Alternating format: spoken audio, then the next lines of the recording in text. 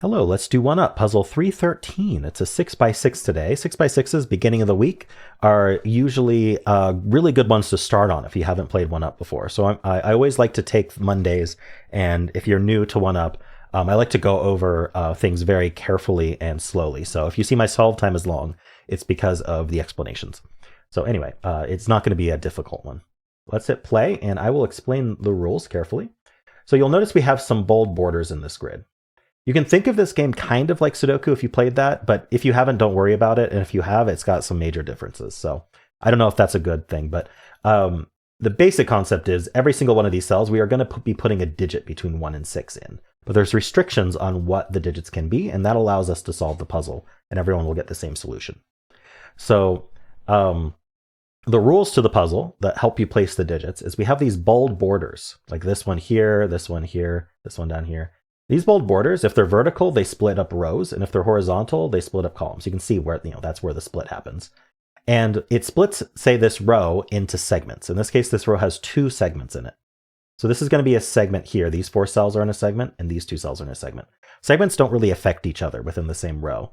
Each segment needs the digits 1 to n once each, where n is the length of the segment. So I need to place 1, 2, 3, 4 once each in these 4 cells. You notice the 3 is already given to us.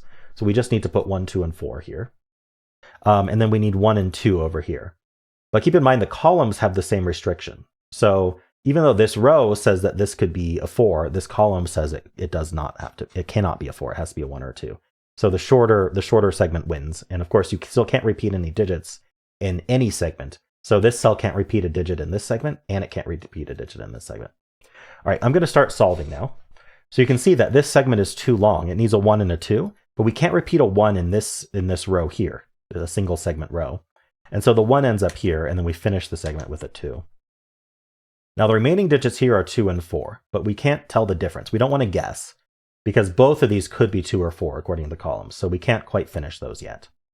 I'm going to scan for any more gimmies we might have. Okay, so here's another technique that you'll like, which is this column here, this segment. It needs a 3 in it because it's 4 long, which means it's going to need a 3, but this can't be a 3. This is filled with a 1 already, and this can't be a 3. So the only place for 3 is right here, leaving us with a 2 and a 4 again. So we need a 2, 4 here, a 2, 4 here, and a 2, 4 here, but we don't know how those resolve yet. Okay. Let's keep looking. I like to look for short segments. This is a 1 length segment, so we can just immediately from the start place a 1 there. And when we do so, we see that that uses up a 1 in this one too. So the 1 ends up here and we finish with a 2.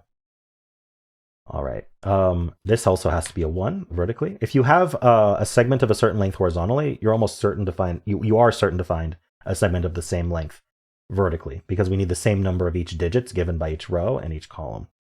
So that's some one-up theory for you. And so if you find a 1 length segment horizontally, look for a vertical one as well. You're going to find it. All right, so does this one help us at all? It actually does, and it's in a surprising way. This column that's completely open, it's going to need a 1. In fact, every segment needs a 1. That's universal. This can't be 1. This can't be 1. This is filled. This can't be 1, and this can't be 1, leaving just here for a 1 for a column. And since it needs a 1, we got to place it there. Here, this column is going to need a 3. This can't be 3, this can't be 3, so we place the 3 there. We're left with a 2 and a 4. This 2 tells us the 2's not there, so this is our 4 and this is our 2. Okay, now this cell is interesting. We can do this in 2 ways, and I want to describe this other way of doing it. So I think as we've been going, what I would say is 2, this row needs a 2, so the 2 goes there when we finish with a 4. But I also want to point out that this cell here, it's in a 4 length segment horizontally, meaning the maximum digit we can put in is 4, 1, 2, 3, or 4. But 1, 2, and 3 are already in the column. So even if we didn't have this 1, 3 here, this would still have to be a 4 no matter what. So this is our 4 and that's our 2. And that finishes our 4 down here. Now I'm going to need a 5 and a 6 to finish up this column, and this 5 tells us this is 6 and this is 5. Alrighty. 2 and 4. Yeah, so the 4 sees here, giving us the 4 and the 2. Now I need 1 and 5 across here. This can't be the 1, so that's our 5 and that's our 1. Oh, sorry, I don't need 1 and 5. Let's start over. We need a 2 and a 5, which is not resolved. Okay, I almost made a mistake there. Misscanned that row. Trying not to misscan here. Anyway, this row needs a 1. This can't be 1 and this can't be 1, so the 1 ends up there. We're left with 5, 6 across here. you can see that this can't be the 6 because it's a 5 length segment. So this has to be the 5, and then we finish with a 6. Finishes this column with a 3. Now this row now became 2 digits, so we want to look. It's 4 and 6. This again cannot be 6. It's a 5 length segment. So it has to be the 4, making this the 6. And then down here, this 5 tells us the 5 ends up here, and this is our 2. And then this column finishes with a 3. Now this we need 1 and 2. This given 1 has the entire time told us this is 2 and 1. I just haven't looked at that. That's our 2, and then we finished with a 4. All right. So you obviously didn't have to solve in the same order that I did, but those are kind of the really basic tools to put in your toolbox of how to define different kinds of singles. And these early puzzles usually solve with only singles. And in fact, some of the later puzzles also solve with only singles. But there are other additional techniques to add to your toolbox. If you keep watching, you will learn them. And so yeah, hopefully it's fun to solve this way. It's very tempting to go through and just go to every single cell and pencil what it can be.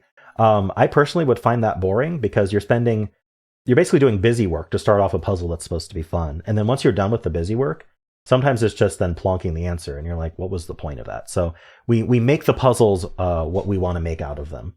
And I think I like to make puzzles interesting for myself and fun and sustainable. And I find that this method of solving, although your time may be longer or it may have taken a bit more thought, that might be kind of the point. And so yeah, I like this kind of solve style for Oneup. But don't be afraid of penciling something if it's like, I really should remember that. Penciling should be intentional, not just like an automatic thing that you busy work at the start. All right, cool. Well, let me know how you done on this one. And if you enjoyed it, why not leave a like, subscribe, and a kind comment below.